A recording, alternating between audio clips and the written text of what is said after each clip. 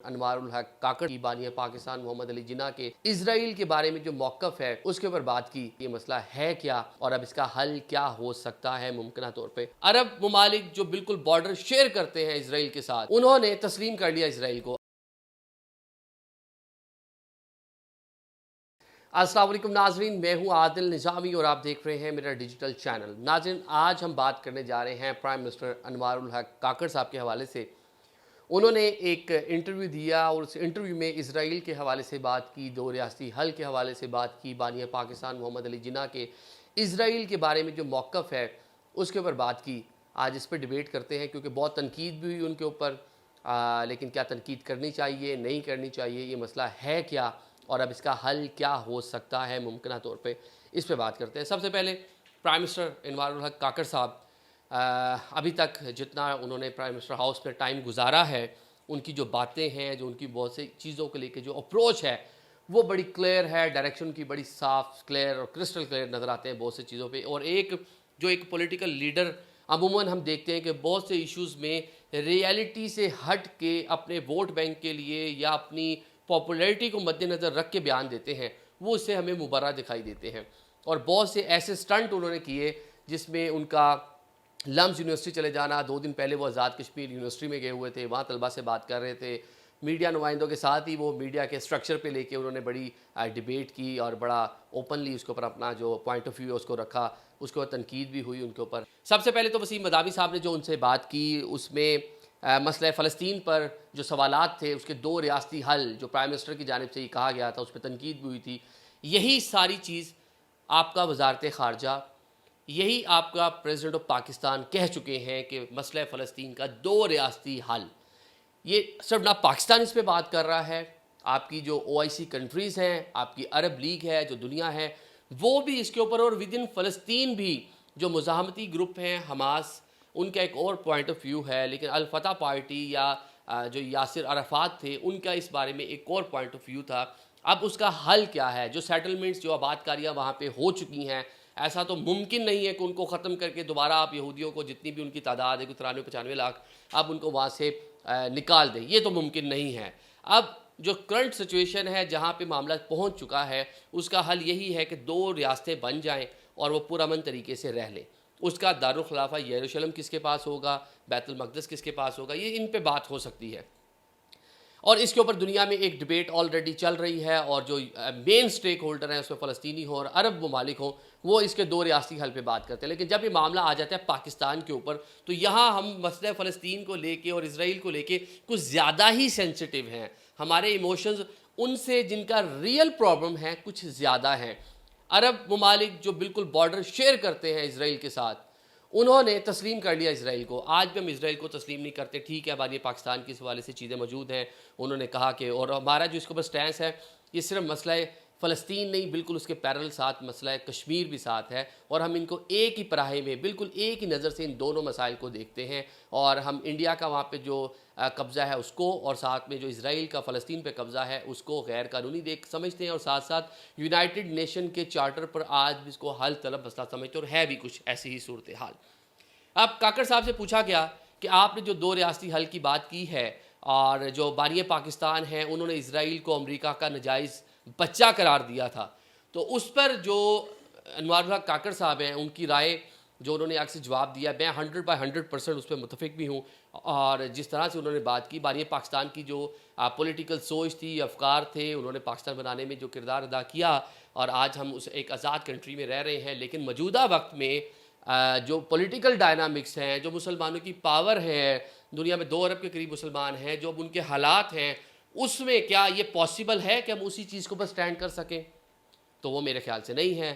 کیونکہ ہم نے دیکھ لیا کہ کس طرح سے غزہ کے اوپر کتنے ماہ سے بمباری جاری ہے، اور مسلمان کنٹریز اوپنلی اس کو کنڈیم کرنے کو بھی تیار نہیں ہیں. آل دا مسلم کنٹریز کے اندر احتجاج ہو رہے ہیں، لوگ سڑکوں پر ہیں، لیکن نہ یونائٹڈ نیشن آپ کی سن رہا ہے. ایک مسلم کنٹری کے پاس بھی ویٹو کی پاور نہیں ہے. جب جنگ بندی کی قرارداد بھی جاتی ہے، امریکہ یا کوئی اور ملک اس کو جا کے ویٹو کر دیتا ہے.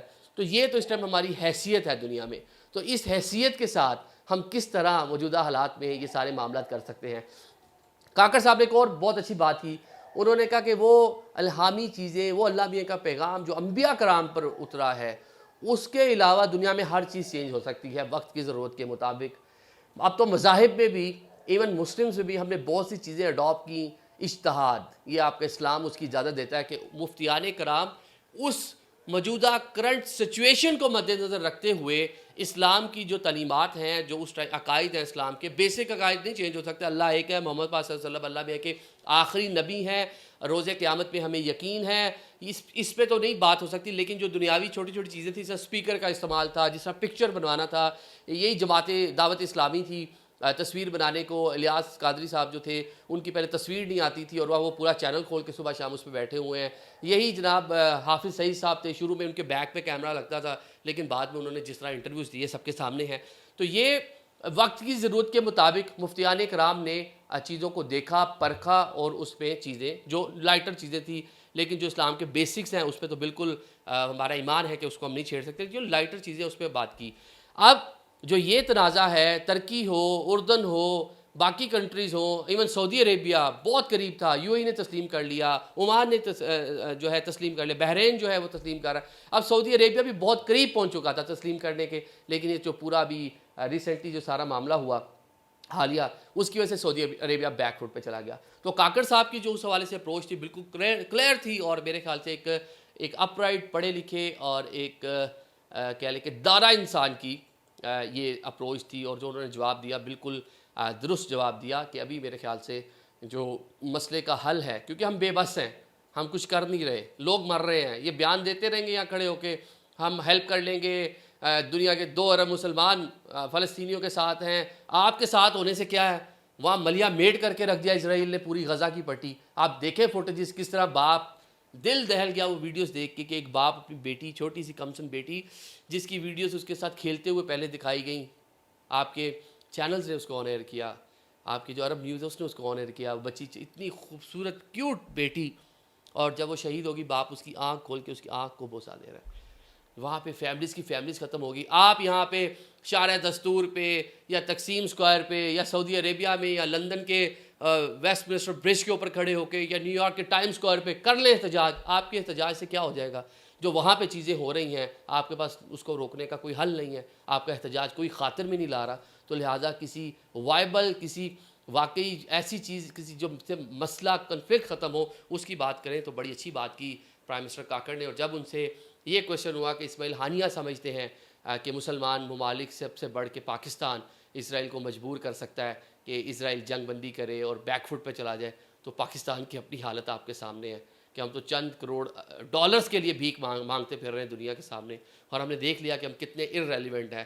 تو یہ کیا ہماری صرف فوج یا یہ اٹامک جو ہماری پاور ہے، جس کی وجہ سے ہم نے بہت سفر کیا، کہ اکثر ہم سنتے رہے ہیں جی کہ یہ اسلامی بم ہے اور وہ دنیا میں کہیں بھی ہم جا کے اس کو پاڑ دیں گے، استعمال کر لیں گے، ٹھیک ہے نا. اس طرح کا جو ایک تاثر گیا، اس کی وجہ سے ہم نے بہت سفر کیا. اور بہت اچھا جواب دیا پرائم منسٹر کاکڑ نے کہ اگر عرب ممالک کو اپنی بادشاہت بچانی ہے اور ان کو اپنی جو ہے ترقی عزیز ہے، تو یہ میری سب سے بڑی جو ترجیح ہے، یہ 24 کروڑ عوام پہلے ہیں، باقی ساری چیزیں بعد میں ہیں. بڑا ایک کہہ لیں کہ ایک متوازن بیان تھا ان کا. اور اس کے اوپر جو کرٹیسائز کر رہے ہیں جذبات میں آ کے آپ کر لیں. پاکستان میں جس طرح کی ہم پولرائزیشن ہے اور جس طرح کی تقسیم ہے، جس طرح کی کہہ لیں کہ جاہلیت ایک طبقے میں پائی جاتی ہے، جو چیزوں کے بارے میں بہت ریجڈ ہیں اور جو حقیقت پسندیوں سے بہت دور ہیں، وہ تنقید کر سکتے ہیں. لیکن میرے خیال سے دنیا میں جو دانا قومیں ہوتی ہیں، جو انٹیلیجنٹ لوگ ہوتے ہیں، وہ حالات کی نزاکت کے مطابق اور اس ٹائم اس سچویشن کے مطابق اپنے فیصلے کرتے ہیں. اور اس فیصلے کے مطابق ریاست پاکستان، وزارت خارجہ، president of Pakistan, prime minister of Pakistan, عرب لیگ، OIC کنٹریز، امریکہ، یورپ، ہر کوئی 2 ریاستی حل کی بات کر رہا ہے. یہ نہیں ہو سکتا کہ اب 93 لاکھ یہودیوں کو نکال کے وہاں سے باہر پھینکیں. Thank you so much.